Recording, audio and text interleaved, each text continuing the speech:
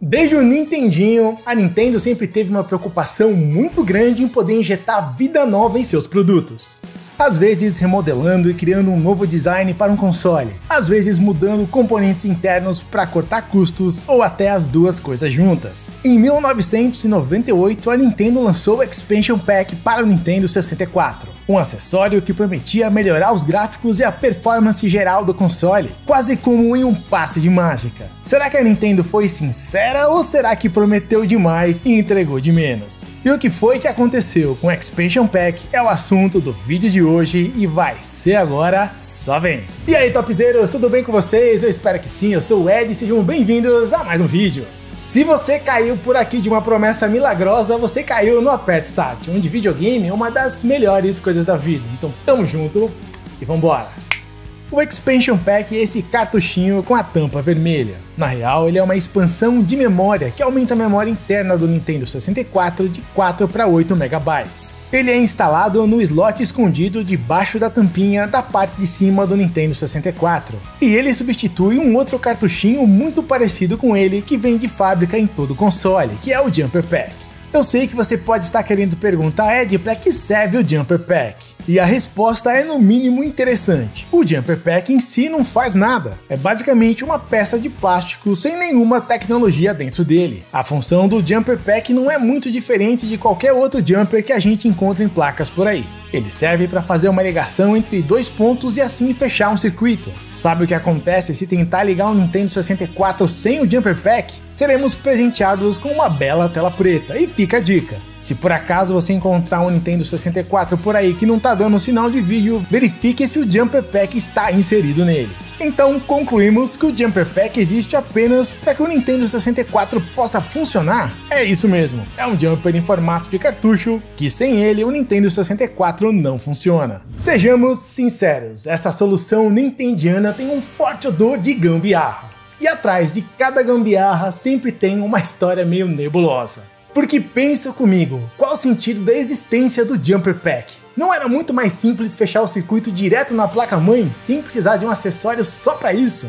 De fato, seria muito mais simples, a não ser que tivesse uma razão muito específica para precisar daquele circuito aberto, exatamente naquele ponto da placa. E eu acredito que esse é exatamente o caso. Quando a gente observa a placa-mãe do Nintendo 64, muito próximo ao slot de expansão estão os bancos de memória RAM do console, ou seja, é o local perfeito para colocar mais memória RAM. Mas como a gente já sabe que o Expansion Pack só foi lançado em 98 e o Jumper Pack veio de fábrica desde o lançamento do Nintendo 64 em 96, tem alguma coisa errada que não tá certa nessa história. Se a Nintendo já tinha em mente a expansão de memória, por que esperar tanto tempo para lançar? A gente tem que lembrar que o Nintendo 64 chegou super tarde, 2 anos mais tarde que o PlayStation da Sony e o Saturn da Sega, e principalmente o PlayStation já estava nadando de braçada nas vendas. A Nintendo não tinha tempo para esperar nada. Se de fato o Expansion Pack melhorava os gráficos e a performance geral do console, faria muito mais sentido colocar a expansão para vender desde o começo, o quanto antes, para que os desenvolvedores pudessem tirar vantagem de todo aquele poder adicional e aplicar nos jogos, correto? E uma pergunta ainda mais interessante, porque um console novinho, saído do forno e vendido como o hardware mais poderoso do mundo dos games naquele momento, logo de cara precisaria de uma expansão para melhorar gráficos e performance geral? Essa conta não estava fechando.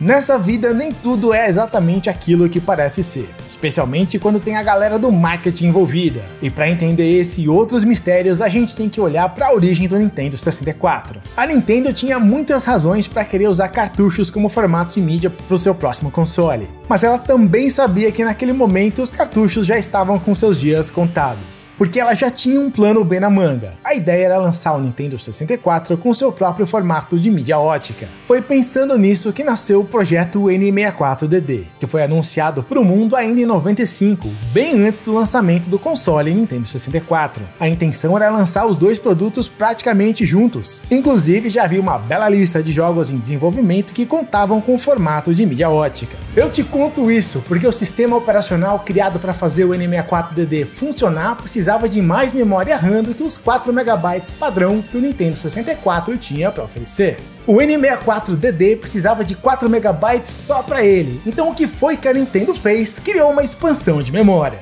Agora você já deve estar entendendo de onde foi que veio o Expansion Pack. Foi uma solução criada para que o N64DD pudesse rodar as funções do seu sistema operacional, e não tinha nada a ver com melhorar os gráficos e performance geral do console Nintendo 64. A pergunta então passa a ser como é que essa expansão de memória criada para o N64DD foi parar no Nintendo 64. Bem, aí a gente tem que lembrar que os anos de 94, 95 e 96 foram caóticos para Nintendo. O Super Nintendo estava chegando perto do fim da sua vida comercial e a concorrência já estava com uma nova geração de consoles no mercado. A Sony em particular chegou passando o rodo geral e a Nintendo meio que deu uma dormida no ponto. Para tentar recuperar o tempo perdido, ela ligou o modo turbo e desandou a trampar em vários projetos diferentes, e 3 deles praticamente juntos: o Virtual Boy, o Nintendo 64 e o N64DD. A real é que, apesar do esforço para tentar fazer tudo acontecer ao mesmo tempo, a equipe de desenvolvimento da Nintendo ficou sobrecarregada. O Virtual Boy custou uma pequena fortuna e foi um desastre comercial absoluto.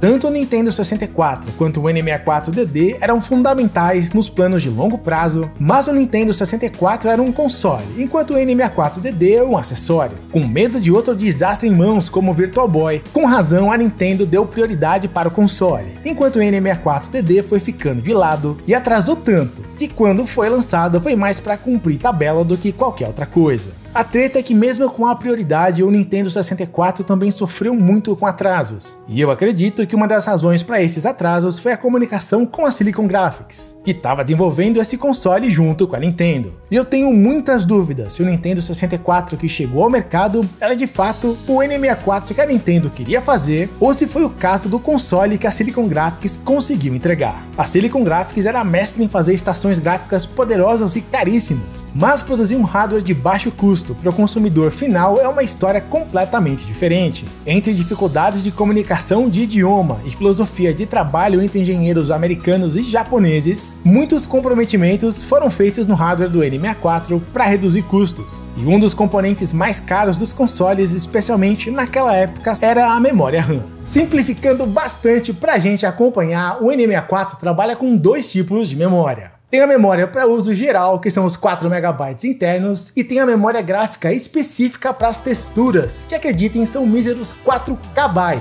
completamente insuficientes para gerenciar texturas de alta resolução.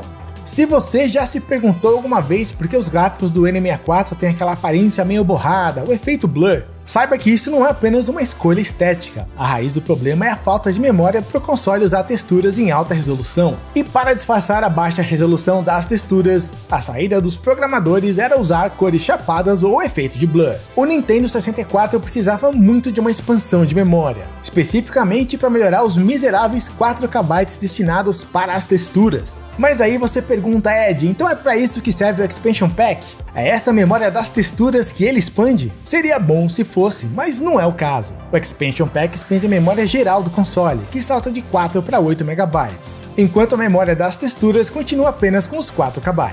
Topzeros, 4 KB é muito pouco. Pra gente ter uma noção de comparação, é o tamanho de um jogo de Atari 2600 de 1984, como o Enduro. Mas a vantagem desses míseros 4 KB é que é uma memória super rápida que está instalada pertinho do processador. É perfeita para atualizar dados que precisem de acesso rápido e de muita velocidade, exatamente como acontece nos gráficos de um jogo. Por outro lado, a memória geral, apesar de abundante, é bem mais lenta, e não é a melhor solução para ser usada em gráficos.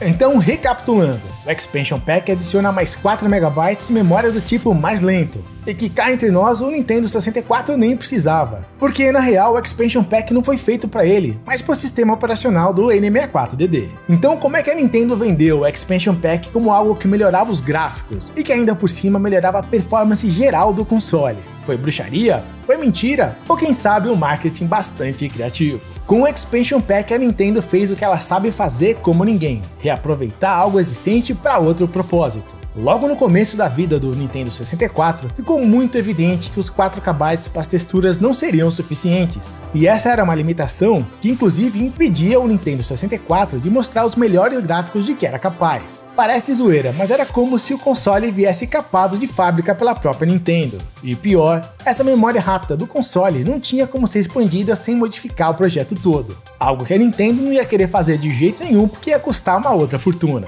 Mas o que não custa nada e eu tenho que fazer é te lembrar que se você tá curtindo o vídeo até aqui, não esquece de deixar o like e se inscrever se ainda não for inscrito. Não deixe para depois, senão você acaba esquecendo. Faz isso agora porque é assim que você fortalece o canal. Por outro lado, se não havia jeito de expandir a memória rápida, havia uma outra expansão de memória ali dando sopa, para um projeto que estava com toda a cara que não ia dar em nada. Podia não ser a solução perfeita para o problema, mas soava como a solução perfeita para o problema. E isso foi o suficiente para a galera do marketing transformar a expansão de memória do N64DD no Expansion Pack do Nintendo 64. E agora a gente entende porque o Expansion Pack não chegou junto do N64. E também entende porque o Jumper Pack tá ali ocupando aquele espaço aparentemente sem função alguma. O que importa mesmo é que tipo de efeito que o Expansion Pack teve nos games e como que ele foi usado. Via de regra, mais memória é sempre bom negócio. Dificilmente a gente vai ter um caso de um jogo que piorou porque tinha mais memória do que precisava. Mesmo sem ser a memória rápida que o N64 precisava tanto, é fato que o Expansion Pack realmente melhorava os gráficos e permitia que texturas com mais resolução e mais detalhes fossem usadas, gerando um visual mais refinado e até com resolução mais alta. No entanto, isso tinha um preço. Quase 100% dos casos era uma troca, gráficos melhores por perda de performance, em outras palavras, uma queda de taxa de quadros por segundo.